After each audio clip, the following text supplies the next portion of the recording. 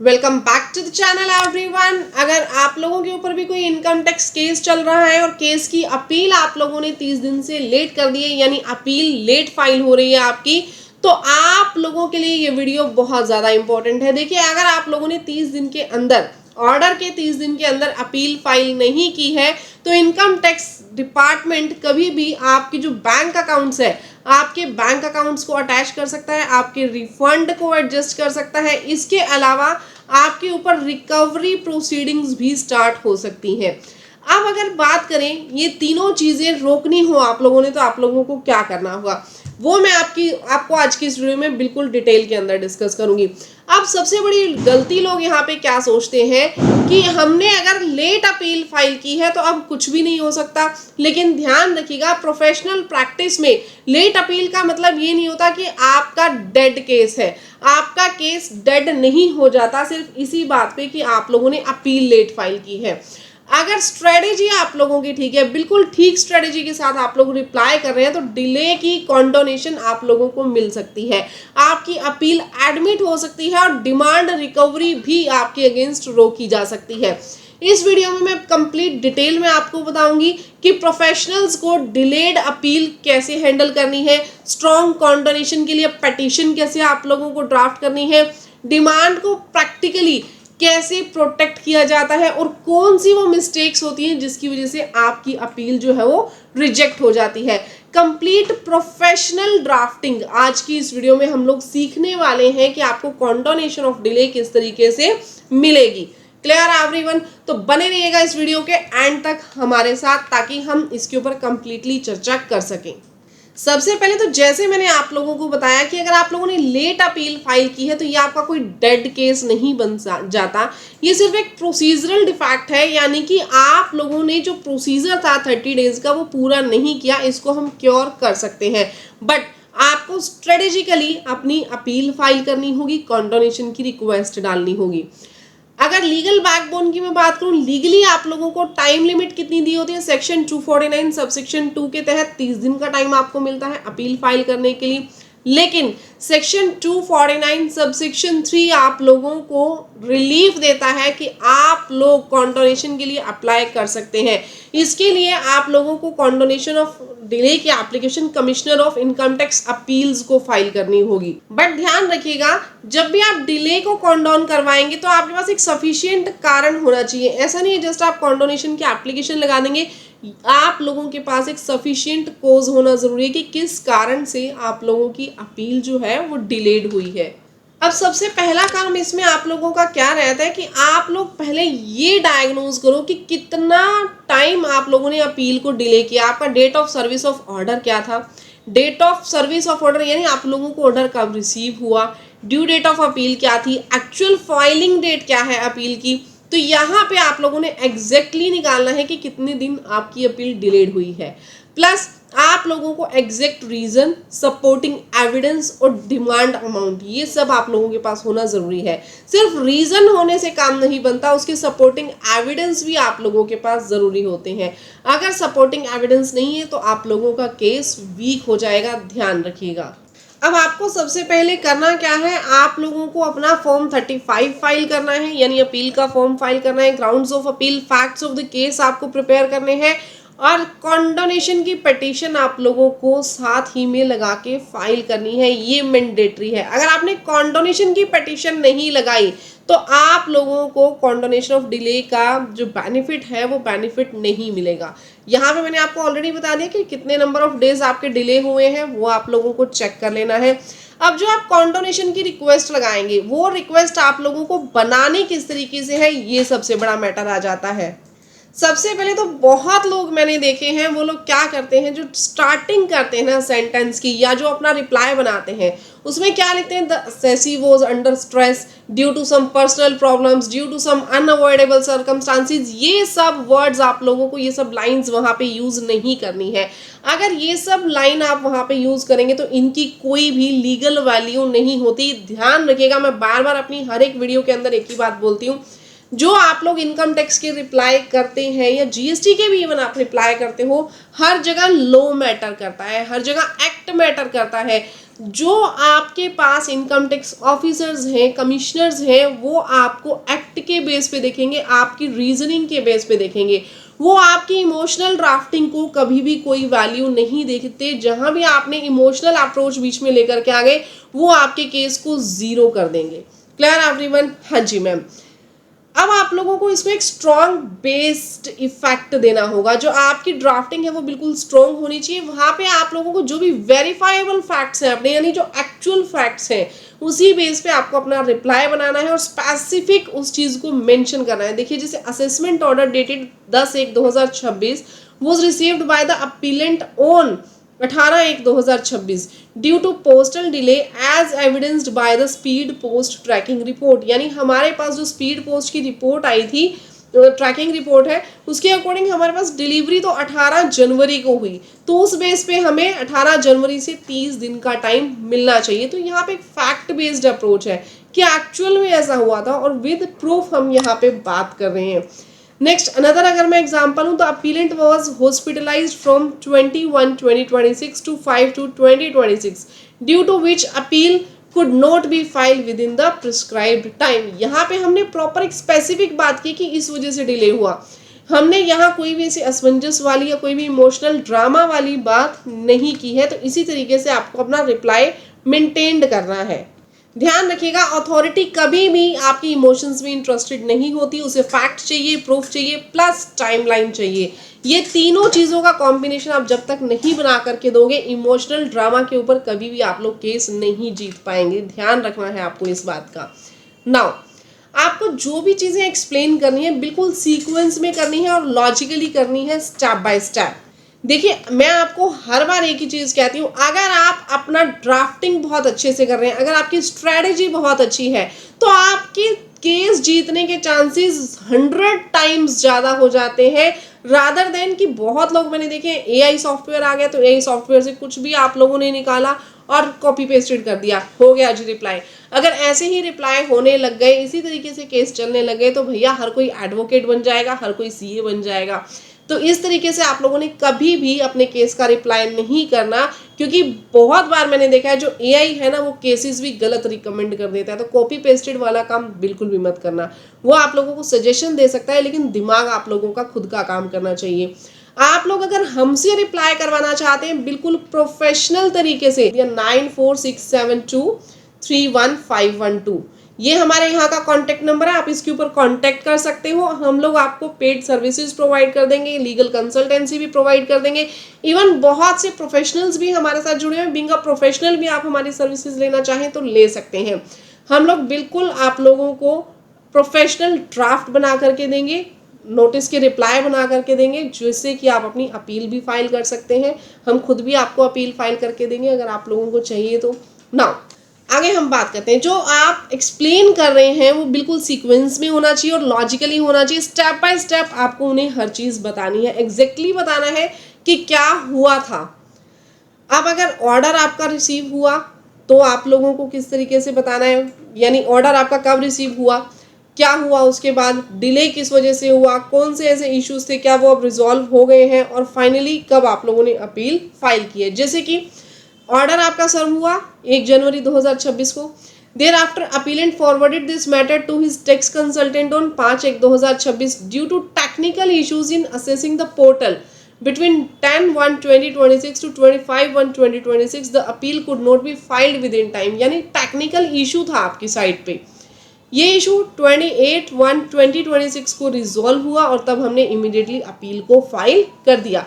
तो यहाँ पे सब कुछ फैक्ट बेस्ड, रीजनिंग बेस्ड हम लोग बात कर रहे हैं। यहाँ पे ऐसा नहीं है कि हमने कुछ भी एक जेनरिक लैंग्वेज में कुछ भी लिख दिया, और यहाँ पे सब कुछ फैक्ट बेस्ड है और इसी तरीके से आपको लिखना है।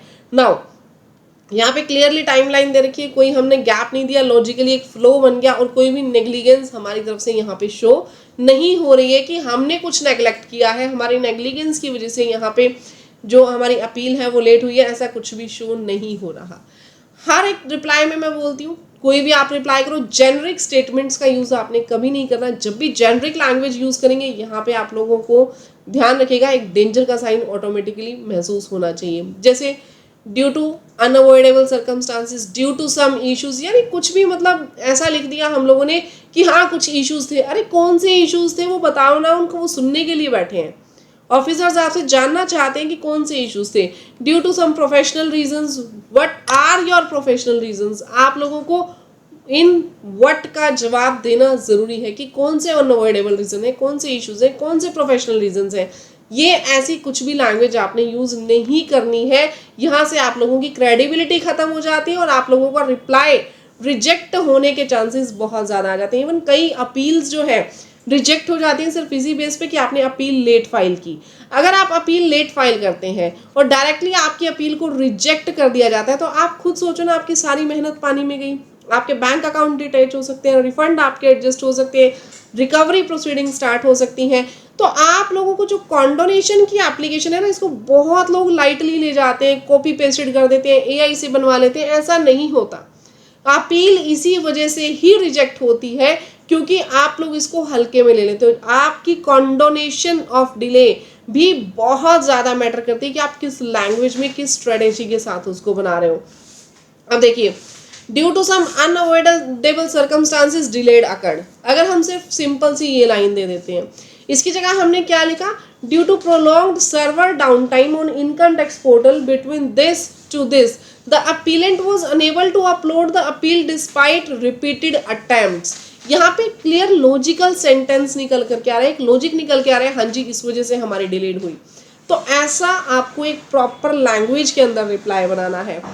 Due to health issues, just आपने ये लिख दिया, नहीं ऐसे नहीं लिखना है। The appellant suffered from acute viral infection and was under medical supervision from 15/1/2026 से 28/1/2026 supported by the medical records and annexed herewith. यहाँ पे प्रॉपरली हमने उसके हेल्थ इश्यू को डिस्क्राइब करके लिखा है। इसी तरीके से आपको लिखना है। ये नोट्स भी अगर आपको चाहिए मैं मेरी वेबसाइट पे अपलोड कर दूंगी, नीचे डिस्क्रिप्शन बॉक्स में लिंक दिया हुआ है, वहां से जाकर के आप लोग डाउनलोड कर सकते हैं। बहुत ज़्यादा हेल्पफुल होंगे अगर आप लोग कॉन्डोनेशन ऑफ डिले की एप्लीकेशन बनाना चाहते हो। नाउ गोल्डन रूल इसमें हमारा क्या है, एग्जैक्टली बताओ क्या हुआ, कब हुआ, कैसे हुआ, प्रूफ क्या है आपके पास उस चीज का। ये सब आंसर्स ऑफिसर को मिलने चाहिए। ऑफिसर के माइंड में कोई क्वेश्चन मार्क अगर रह गया ना तो वो आप लोगों को कहीं ना कहीं हिट करेगा। आप लोगों ने ऑफिसर के माइंड में कोई भी क्वेश्चन मार्क छोड़ना ही नहीं है। क्लियर है एवरीवन? हाँ जी मैम।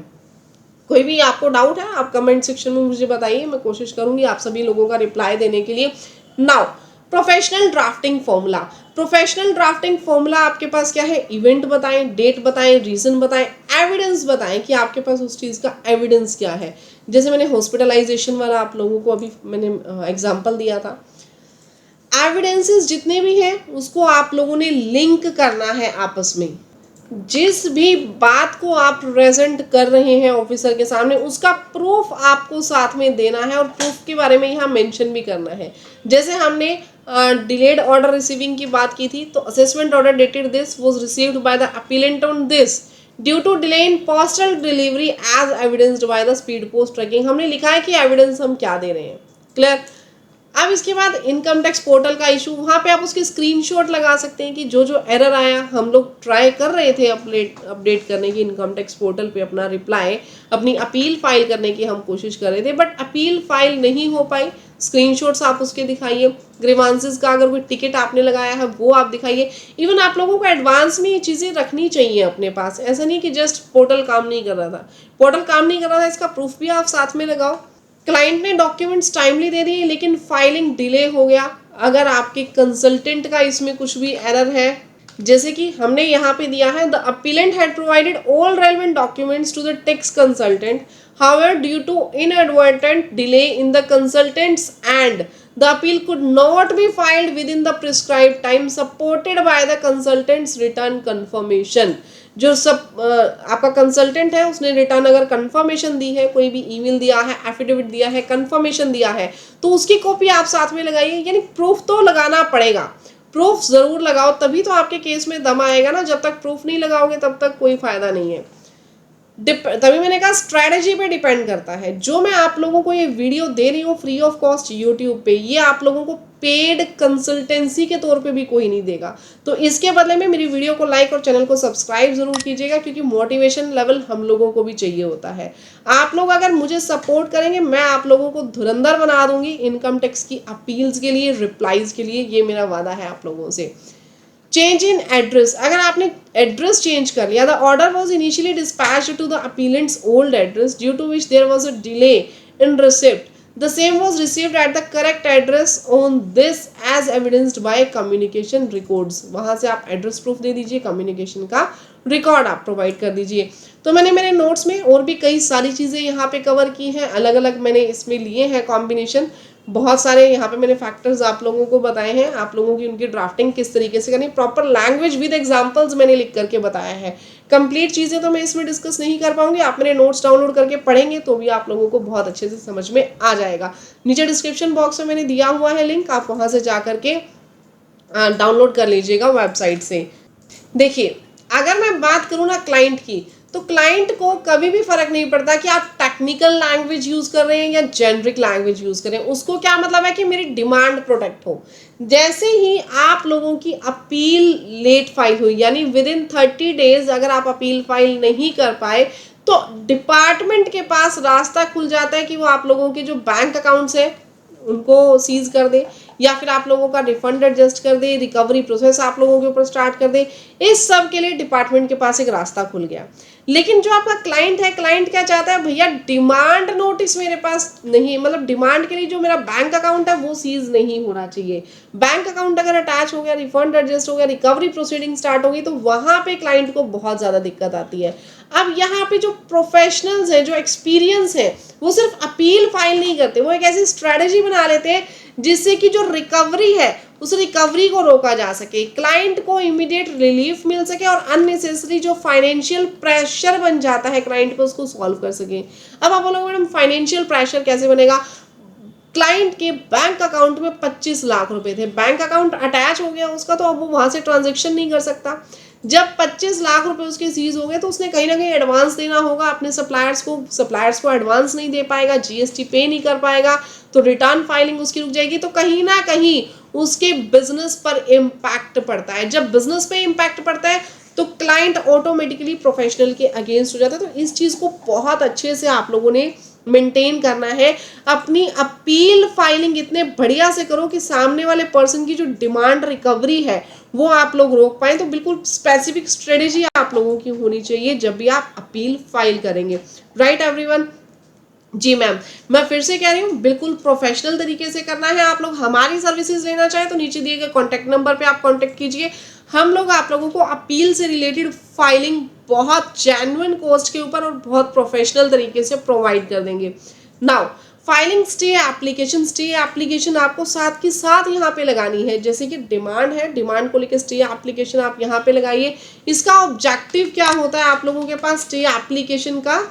सबसे पहले तो ये याद रखिए, स्टे एप्लीकेशन सिर्फ स्टे मांगने के लिए नहीं होती, इसमें आपको अथॉरिटी को कन्विंस करना है कि वो आप लोगों को स्टे प्रोवाइड करे। यानी कि आपको उनको समझाना है कि अगर वो रिकवरी करते हैं तो वो अनफेयर हो जाएगा और वो चीज़ अनजस्ट हो जाएगी, यानी वो जस्टिस के अगेंस्ट होगी। अगर आप ये चीज़ उनको प्रूव करते हैं, ये चीज़ समझाते हैं, तो आप लोग कुछ ना कुछ उसके अंदर अपना जो क्लाइंट का मोटिव है वो मोटिव आप लोग पूरा कर पाएंगे। यहाँ पे आप लोगों को सिर्फ रिक्वेस्ट नहीं करना। लोग क्या करते हैं, स्टे एप्लीकेशन के लिए हम आपसे रिक्वेस्ट कर रहे हैं, we are requesting to do that, ऐसा कुछ नहीं करना। आप लोगों को लीगली इस चीज को जस्टिफाई करना है। मैंने आपको पहले बताया, इमोशनल ड्रामा मत खेलिए कभी भी रिप्लाई में। लीगली आप सामने वाले पर्सन को समझाओ ना कि ये चीज अनजस्ट है। आप जस्ट उसको रिक्वेस्ट कर रहे हो, हम रिक्वेस्ट कर रहे हैं, हमने अपील फाइल कर दी है तो अभी रिकवरी प्रोसीडिंग स्टार्ट मत कीजिएगा, ऐसा कुछ नहीं करना। आपको लीगली जस्टिफाई करना है कि अभी रिकवरी स्टार्ट क्यों नहीं होनी चाहिए, ये आप लोग बताओ। प्रोफेशनल आप लोग यहाँ पे रिप्लाई कर रहे हैं तो प्रोफेशनल ड्राफ्टिंग जरूरी है। लैंग्वेज आपकी बहुत ज्यादा इंपॉर्टेंट है। अगर ध्यान रखिएगा, असेसी को रिकवरी स्टार्ट हो गई तो इम्पेरेबल लॉस होगा असेसी को, और उसके बाद कहीं ना कहीं आपकी प्रोफेशनल इमेज पे भी फर्क पड़ता है। स्टे ग्रांट करने से रिवेन्यू डिपार्टमेंट को कोई भी नुकसान नहीं होगा, ये आपको डिपार्टमेंट को समझाना है। अगर डिपार्टमेंट को आप ये समझाते हो कि अगर आप लोग स्टे दे देते हो तो आपको इसमें कोई नुकसान नहीं है। आप उसको ये चीज़ समझाओ कि डिपार्टमेंट को कोई भी लॉस नहीं होगा। सबसे पहला पॉइंट क्रेडिबिलिटी, आप उसके सामने अपनी जो विश्वसनीयता है वो प्रूव करो, लीगली उसको टर्म्स के अंदर बात करो। अपील ऑलरेडी फाइल हो चुकी है लेकिन कॉन्डोनेशन ऑफ डिले अभी तक भी आपका पेंडिंग है, तो कहीं ना कहीं डिपार्टमेंट को एक गलत सिग्नल जाता है, तो आपको कॉन्डोनेशन ऑफ डिले साथ में ही अप्लाई करनी पड़ेंगी। स्टे एप्लीकेशन सिर्फ डिपेंड करता है आपकी ड्राफ्टिंग पे, आपके लॉजिक के ऊपर कि आप क्या लॉजिक वहाँ पे प्रोवाइड कर रहे हो। और जो आपने यहाँ पे दिखाना है, मैंने फिर से आपको बताया है कि अनजस्ट आपको उसको प्रूव करना है कि अगर वो रिकवरी करते हैं तो ये बिल्कुल एक अनजस्टफुल तरीका हो जाएगा। जब भी आप स्टे की बात करेंगे, यानी अगर आप स्टे लेना चाह रहे हैं अपनी एप्लीकेशन में, तो आप लोगों को किस बात का ध्यान रखना है, आप लोगों को ऐसा नहीं है कि पूरी की पूरी एप्लीकेशन में स्टे की बात करते जाओ, आप बार बार उसको बोल रहे हो स्टे की एप्लीकेशन, स्टे की रिक्वेस्ट, ये वो, ऐसा नहीं। आपको एक या दो बिल्कुल स्ट्रॉन्ग पॉइंट्स बनाने हैं और उन्हीं स्ट्रॉन्ग पॉइंट्स को आपको हाईलाइट करना है। जैसे कि एडिशन कर दिया आपने विदाउट एनी एविडेंस, ये पॉइंट आप हाईलाइट कर सकते हैं। आपने रॉन्ग इंटरप्रिटेशन कर दी लोग की, उससे रिलेटेड अगर आपके पास कोई डेटा है आप वो बता सकते हैं। तो आप लोगों को अपने एक तो इतने स्ट्रॉन्ग पॉइंट्स लेने हैं, पूरी अपील के अंदर आप लोगों को स्टे की बात नहीं करनी, यानी हर एक पॉइंट जस्ट एक ही बारे में बात कर रहा है, इलॉजिकल सा सेंटेंस लगता है। प्रोफेशनली बना रहे हो, सिर्फ एक दो पॉइंट्स के अंदर ये बात रखो, बिल्कुल स्ट्रॉन्ग तरीके से रखो। जैसे कि मैंने यहाँ पे एग्जाम्पल दिए, बहुत सारे एग्जाम्पल्स हैं, आप नोट्स डाउनलोड करके पढ़ सकते हो। हर एक एग्जाम्पल मैं अपनी वीडियो में ले नहीं पाऊंगी यहाँ पे। The appellant has filed an appeal before learned CIT appeal along with an application for condonation of delay which is pending adjudication। यहाँ पे आप लोगों ने जो इसको स्टार्ट किया है, इस लाइन को आप इसको ध्यान से पढ़िए। यहाँ पे हमने अपील फाइल की, प्लस में मेंशन कर दिया कि हम कॉन्डोनेशन जो है वो आप लोगों से अप्लाई कर रहे हैं। अब यहाँ पे देखिए, जैसे कि assessment is legally and factually incorrect, हमने ये वाली लाइन लिख दी, इसको इस तरीके से नहीं लिखना। लीगली कैसे ड्राफ्ट करोगे प्रोफेशनल तरीके से, the appellant has a strong prima facie case on merits as the addition made by the assessing officer is not sustainable in law and based on incorrect appreciation of facts. अब ये जो चीज़ है ना, ये एक logically और professional तरीका लग रहा है लिखने का। लिखा आपने यहाँ भी था, लिखा आपने ये भी है, लेकिन बहुत बड़ा डिफरेंस है दोनों में लिखने के तरीके में। आप लोग खुद देखिए कि स्ट्रॉन्ग पॉइंट आपका कहाँ पे बन रहा है, प्रोफेशनल जो आपकी लैंग्वेज है वो कहाँ पे आ रही है। क्लियर। इसी तरीके से फाइनेंशियल हार्डशिप को आप यहाँ पे डिफाइन कर सकते हैं, बैलेंस ऑफ कन्वीनियंस, ये सब आप लोग पढ़ेंगे, आप लोगों को समझ में आ जाएगा। आप लोग जस्ट एक बार इसको रीड आउट कर लीजिएगा। सेक्शन 249 सबसेक्शन 4, यहाँ पे आप लोगों के पास एक पॉइंट दिया हुआ है जो बहुत ज़्यादा स्ट्रॉन्ग है, और अगर ये कंडीशन आप लोगों ने पूरी नहीं की, इवन आपका केस कितना भी इम्पॉर्टेंट क्यों ना हो, अपील आप लोगों की एक्सेप्ट नहीं की जाएगी, अपील को सुना ही नहीं जाएगा, चाहे आपका कितना ही स्ट्रॉन्ग केस क्यों ना हो। सबसे पहला कारण, अगर आप लोगों ने रिटर्न फाइल कर दी और रिटर्न का जितना भी टैक्स बनता था वो आपने टैक्स पे नहीं किया होगा, तो आप लोगों की अपील एक्सेप्ट नहीं की जाएगी। अगर आप लोगों ने रिटर्न फाइल नहीं की लेकिन एडवांस टैक्स आप लोगों ने पे कर दिया तो बहुत अच्छी बात है, बट अगर जो एक्चुअल में आपका टैक्स बनता था उसको आपने एज अ एडवांस टैक्स भी जमा नहीं करवाया और रिटर्न भी फाइल नहीं की, तो आप लोगों की अपील एक्सेप्टेबल नहीं होगी। ये बहुत बड़ी कंडीशन है सेक्शन 249 सबसेक्शन 4 की, तो इस बात का आपने ज़रूर ध्यान रखना है। आपने at the time of filing check कर लेना है कि इस तरीके का कोई नॉन कंप्लायंस तो आपके क्लाइंट ने नहीं किया हुआ। अगर आप लोगों के पास कोई मेन रीज़न नहीं है कॉन्डोनेशन का, तो आप लोग इसके अंदर बिल्कुल प्रोफेशनल तरीके से सामने वाले पर्सन को, यानी अपने जो भी कमिश्नर है या ऑफिसर है, उसको अगर आप ये कन्विंस करने में सक्सेसफुल हो जाते हो कि जो आप लोग केस उनको रिप्रेजेंट कर रहे हो वो केस काफ़ी स्ट्रॉन्ग है, आपके पास जो एडिशंस है, एडिशंस जो एओ ने लगाए वो एओ के एडिशन काफ़ी वीक है, असेसमेंट जो है आपका वो क्वेश्चनेबल है, जो आप असेसमेंट कर रहे हैं हमारे क्लाइंट के ऊपर, क्लाइंट के साथ इनजस्टिस हुआ है, जितने भी एडिशंस हैं वो एडिशंस विदाउट एनी एविडेंस किए गए हैं, रॉन्ग लीगल इंटरप्रिटेशन उन्होंने की है, या डबल टैक्सेशन कर दी है, या फिर आप जो क्लाइंट का सबमिशन है, जो असेसी ने सबमिशंस दी हैं, आप उसको इग्नोर कर रहे हो। अगर इस तरीके के पॉइंट आप बहुत स्ट्रांग तरीके से रिप्रेजेंट कर रहे हो, तो आप ऑफिसर को ये चीज़ समझा सकते हैं अपने कॉन्डोनेशन ऑफ डिले वाले लेटर में कि अगर आपने हमारे कॉन्डोनेशन एक्सेप्ट नहीं की तो यहाँ पे बिल्कुल इनजस्टिस हो जाएगा हमारे क्लाइंट के साथ। यहाँ पे आपकी कॉन्डोनेशन के एक्सेप्ट होने के चांसेस बढ़ जाते हैं। आपको समझाना पड़ेगा यहाँ पे ऑफिसर को कि अगर आपने अपील बिना सुने रिजेक्ट कर दी तो जेन्युइन इनजस्टिस हो जाएगा हमारे क्लाइंट के साथ। ये चीज आप लोगों को लीगल लैंग्वेज में उसको समझानी पड़ेगी। इसके अलावा भी आप एक स्ट्रॉन्ग पॉइंट रख सकते हैं कि वायलेशन हो रही है नेचुरल जस्टिस की, उसको किस तरीके से आपको रिप्रेजेंट करना है वो मैंने आपको यहाँ दिया है। अगर आपको कॉम्बिनेशन बनाना है 2 से 3 एंगल्स की तो वो मैंने आपको यहाँ पे बताया है। बाकी हम यहाँ पे ऑलमोस्ट डिस्कशन ऑलरेडी कर चुके हैं कि आप लोगों ने कॉन्डोनेशन ऑफ डिले एप्लीकेशन के बिना अपील फाइल नहीं करनी है। अगर अपील लेट फाइल हुई है, जेनरिक रीजंस का यूज नहीं करना आप लोगों ने, सपोर्टिंग एविडेंस आप लोगों को जरूर अटैच करने हैं, यानी कि प्रूफ आप लोगों को जरूर देने हैं। गाइज बहुत इजीली आप अपनी कॉन्डोनेशन रिक्वेस्ट जो है वो फाइल कर सकते हैं प्रोफेशनल तरीके से, अगर आप लोग मेरे दिए गए नोट्स को फॉलो करते हैं तो। गाइज अगर आप लोगों को हमारी वीडियो अच्छी लगी हो तो वीडियो को लाइक, चैनल को सब्सक्राइब जरूर कीजिएगा। नोट्स आप लोगों को डाउनलोड करने तो मैंने नीचे डिस्क्रिप्शन बॉक्स में लिंक दिया हुआ है, आप डाउनलोड कर सकते हैं वहाँ वेबसाइट पे जाके। और अगर आप लोगों को हमसे अपना ड्राफ्ट प्रोफेशनल तरीके से बनवाना है, आप लोगों को हमसे अपील फाइल करवानी है, कॉन्डोनेशन ऑफ डिले का रिप्लाई करवाना है, या अदर भी कोई आपका इनकम टैक्स जीएसटी का नोटिस है, तो आप लोग हमारी हेल्प ले सकते हैं। नीचे दिए गए कॉन्टैक्ट नंबर पे आप लोग कॉन्टैक्ट कर सकते हैं।